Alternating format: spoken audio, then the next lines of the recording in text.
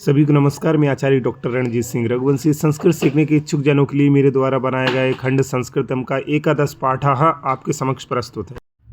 समय क्या कतिवादनम कितने बजे। जब हम किसी से समय के बारे में बात करते हैं, संस्कृत में समय पूछते हैं, तो या तो हम कहेंगे समय कहा अर्थात समय क्या, कतिवादनम या फिर कितने बजे। देखिए, संस्कृत में जो गिनतियाँ होती हैं, जो गणना होती है, वो सामान्य रूप से इस प्रकार होती है: एकम द्वि त्रीणि चत्वारि पंच षट। किंतु जब समय की बात करते हैं, जब घड़ी में जो बजने वाला जो समय होता है उसकी बात करते हैं, तो गिनतियों का जो रूप है थोड़ा सा अलग हो जाता है।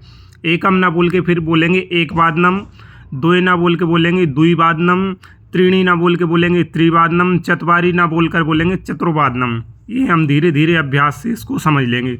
सबसे पहले हम देखते हैं, देखिए घड़ी में कितने बजते हैं, 12 तक बजते हैं। तो उस समय को हम कैसे कहेंगे?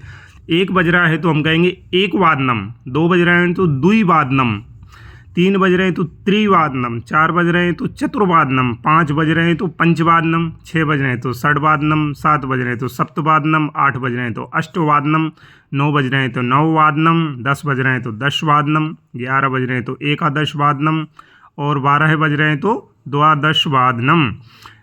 एक कहने का अभिप्राय है कि जब हम बजे की बात करेंगे, समय जो होता है उसकी घड़ी के समय की बात करेंगे, तो 1 बजा इसको कैसे बोलेंगे? एक वादनम।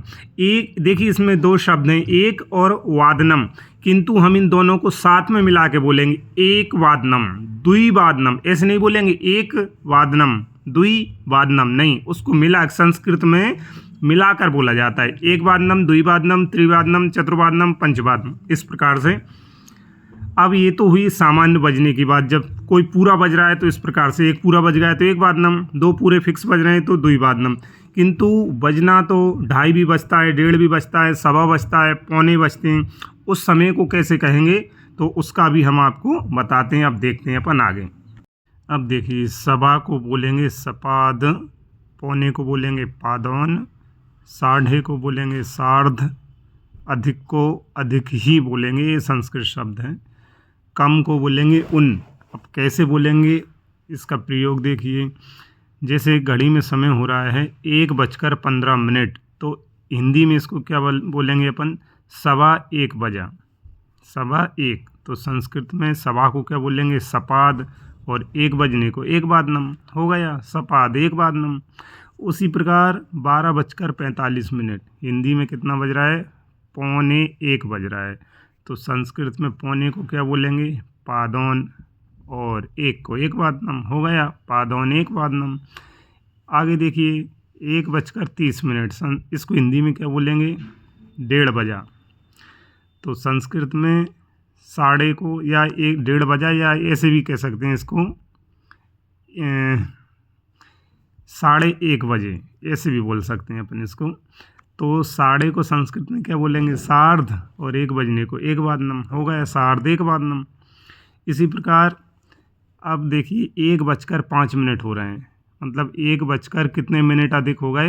5 मिनट अधिक हो गए। तो अधिक को संस्कृत में अधिक ही बोलेंगे। कितने अधिक हुए? 5। 5 को बोलेंगे पंच, पंच अधिक एक वादनम, 1:05, पंच अधिक एक वादनम।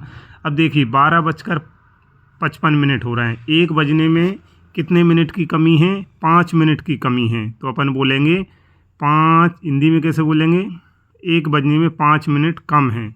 तो कम को संस्कृत में क्या बोलेंगे? उन। कितने उन?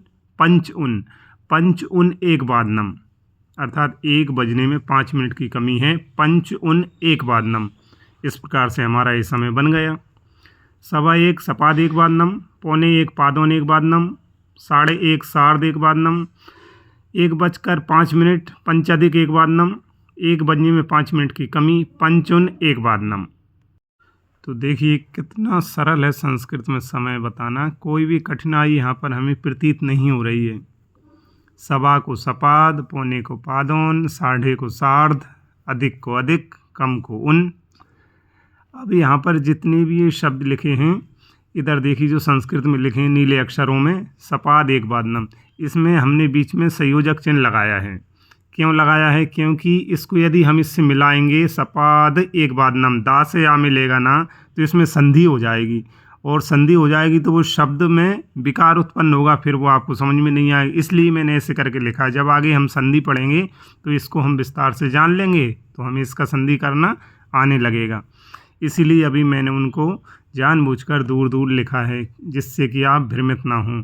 यदि आपको संधि का ज्ञान हो तो आप स्वयं उसकी संधि कर सकते हैं, और यदि संधि का ज्ञान नहीं है तो हम इनको अभी दूर दूर ही लिखेंगे। और यदि आप कहें कि नहीं हमें तो पास में ही लिखना है, हमें संधि का ज्ञान है, तो इसे इस प्रकार भी लिख सकते हैं। देखिए, इसको लिखने का एक ये भी प्रकार हो सकता है कि हम इनको संधि करते हुए कैसे लिखें। जिन्हें संधि का ज्ञान है वो इस प्रकार से भी मिलाकर लिख सकते हैं, जैसे सपाद एक वादनम को सपादा एक वादनम, पादौन एक वादनम को पादौना एक वादनम, सार्ध एक वादनम को सार्धा एक वादनम, पंच अधिक एक वादनम को पंचाधिका एक वादनम, पंच उन एक वादनम को पंचौना एक वादनम। इन सभी में जो है ये संधि हुई है, और जिसने संधि पढ़ी है, जिसको संधि का ज्ञान है, वो इस प्रकार कर सकता है, और जिसने अभी संधि नहीं पढ़ी है वो पहले जैसे ही लिख सकता है। अन्य उदाहरण, अब हम जो समय होता है, जो बजने का प्रकार होता है, उसके कुछ अन्य उदाहरण देखते हैं। देखिए कितने बज रहे हैं, 6 बज रहे हैं, तो क्या बोलेंगे षड्वादनम। 7:15 हो रहे हैं, अर्थात 7:15 हो रहे हैं, तो क्या बोलेंगे सपाद सप्तवादनम। 8:45 हो रहे हैं, अर्थात 8:45 बज रहे हैं, तो क्या बोलेंगे पादौन नववादनम। 10:30 हो रहे हैं, अर्थात 10:30 बज रहे हैं, तो बोलेंगे सार्ध दशवादनम। 11:08 हो रहे हैं, अर्थात 8 मिनट अधिक हो गए 11 बज के, तो अष्ट अधिक एकादशवादनम। 11:53 हो रहे हैं, अर्थात 12 बजने में 7 मिनट की कमी है। कितने मिनट की कमी? 7 मिनट की कमी है, तो सप्त उन द्वादशवादनम। इस प्रकार से हम देखते हैं कि संस्कृत में जो समय होता है, जो घड़ी में बजने का जो प्रकार होता है, वह कठिन नहीं होता, उसको बताना सरल होता है। यदि एक बार अच्छे से सीख लिया जाए और इन संख्याओं को और इनके बताने के प्रकार को यदि समझ लिया जाए, तो मुझे नहीं लगता कि इसमें कोई कठिनाई होगी। जब भी कोई समय हमसे पूछे, घड़ी में या मोबाइल में हम देखें और उसको संस्कृत में समय बताएं, फिर हिंदी में या अंग्रेजी में जिस भाषा में बताना है, लेकिन पहले प्राथमिकता हम संस्कृत को दें। वो भले संस्कृत समझता हो या ना समझता हो, जब हम संस्कृत में बताएंगे तो उसे कम से कम इतना ज्ञान तो होगा कि सामने वाला अर्थात हम संस्कृत जानते हैं। उससे हमारा क्या होगा, हमारा अभ्यास होगा, ज्ञान बढ़ेगा, और उसको इस बात की प्रतीति हो जाएगी कि अभी भी लोग संस्कृत बोल रहे हैं, अभी भी लोगों को संस्कृत का ज्ञान है। संस्कृत जैसी दिव्य, मधुर और अमृत वाणी को यदि जीवित रखना है तो हमें इसे व्यवहार में लाना होगा, इसको पुनर्जन्म देना होगा, इसको जीवित रखना होगा। संस्कृत भारत की प्रतिष्ठा है, हमारे ज्ञान विज्ञान और ऋषि मुनियों के जीवन का सार है। इसलिए हमें संस्कृत को अपनाना है और इसे अपने दैनिक जीवन में प्रयोग करना है, और अपने वाग व्यवहार अर्थात बोलचाल में इसको उतारना है। अब प्रारंभ होता है बुद्धि परीक्षणम, अर्थात बुद्धि का परीक्षण या कहें टेस्ट। अब हमने जो पढ़ा है उससे संबंधित कुछ प्रश्न आपको दिए जा रहे हैं। इन प्रश्नों के उत्तर आपको देना है। यदि आपने इस आज के पाठ को ध्यान से सुना है, ध्यान से पढ़ा है, तो निश्चित ही आप इनके उत्तर सही सही दे पाएंगे। पहला है 3 बजे, फिर है 7:30 बजे, फिर है 5:15 बजे, फिर है 7:45 बजे, फिर है 8:10, और फिर है 9:52, अर्थात 10 बजने में 8 मिनट की देरी। इन सभी को आपको संस्कृत में लिखना है। आप यदि ये संस्कृत में लिखेंगे तो हमें लगेगा कि आज के पाठ को आपने ध्यान से पढ़ा है, ध्यान से सुना है। और यदि नहीं दे पाए उत्तर तो समझो कि आपका बुद्धि परीक्षण आपको फेल करता है, अर्थात आपने ध्यान से नहीं पढ़ा है।